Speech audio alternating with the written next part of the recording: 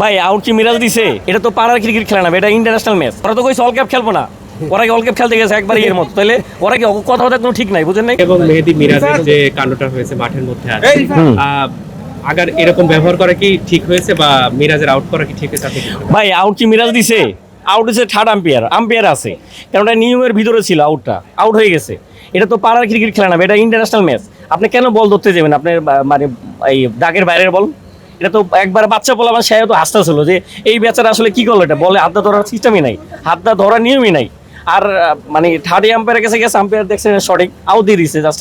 এটা তো আসলে মানে মিরাজের কিছুই করার নাই, কারণ যা করছে আম্পায়ারই করছে, এটা নিয়মের ভিতরে ছিল।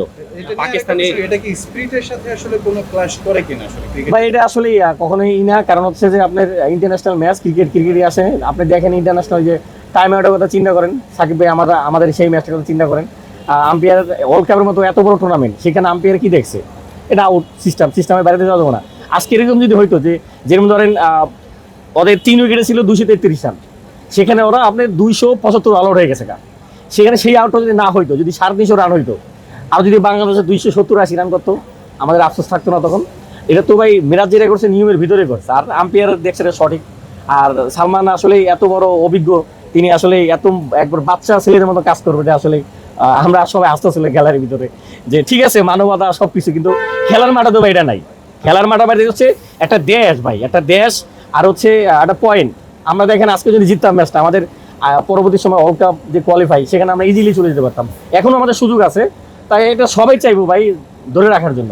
সেই যে ওয়ার্ল্ড কাপের চিন্তা করেন, সাকিব ভাই যদি মানে সেই আউটটা না দিত, তাহলে আমরা চ্যাম্পিয়ন ট্রফিতে খেলতে পারতাম, আইসিসি ট্রফিতে খেলতে পারতাম না। তাহলে এটার কারণে যদি এর মধ্যে আমরা ওয়ার্ল্ড কাপ থেকে বাদ করে যাই, এটা আসলে এটা মানে নিয়মের ভিতরে ছিল, যা ছিল। অনেক বাংলাদেশি সমর্থক বলছে পাকিস্তান আমাদের সবসময় আমাদের পাশে থাকে, এরকম আউট করা উচিত হয়নি। না ভাই, এটা আসলে মাঠের ভিতরে কোনো ছাড় নাই ভাই। মাঠের ভিতরে ওদের যদি হয়তো ওরা এই কাজটা করতো, ছাড় দিত না। খেলাই ভাই, এটা যতই সম্পর্ক থাক, যত ভালো সম্পর্ক থাক, কেউ কারো আসলে খেলার মাঠে ছাড় দেবো না, সবার যাদের তাদের। মানে ওরা হলে আউট দিত না, ওরা তো কইছে অল ক্যাপ খেলবো না, ওরা কি অল ক্যাপ খেলতে গেছে একবারই এর মতো। তাহলে ওরা কি কথা কথা কোনো ঠিক নাই, বুঝেন নাই? কোনো ঠিক নাই।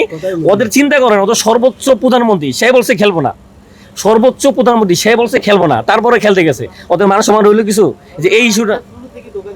হ্যাঁ ভাই, ওরা আসলে মানে ওদের কথা কোনো ঠিক নাই। ওরা দেখবেন ওদের জায়গা ঠিক আছে, ওই আমাদেরকে নিয়ে খেলে দেখেন ওরা ঠিকই খেলতে গেছে, বুঝছেন? ওদের নিয়ে কোনো নাই ভাই। লাস্ট প্রশ্ন হয় যে লাস্ট একটা ওয়ানডে বাকি আছে, প্রথম ম্যাচটা যদিও ভালো খেলছে, দ্বিতীয় ম্যাচটাতে হারলো, লাস্ট ওয়ানডে কি মনে হয় জিতবে? সিরিজ জিতবে বাংলাদেশ? হ্যাঁ সিরিজ জিতবে ভাই, সিরিজ জিতবে। কারণ আমার মনে হয় বৃষ্টি না হলে অন্য কিছু হতে পারতো, বৃষ্টিটা না হলে অন্য কিছু হতে পারতো। তারপরে অনেক বেশি রানে হারছে, তারপরে আমি মনে করি যে পরের ম্যাচে ঘুরে দাঁড়াবে এবং সিরিজ জয়লাভ করবে ইনশাল্লাহ ভাই।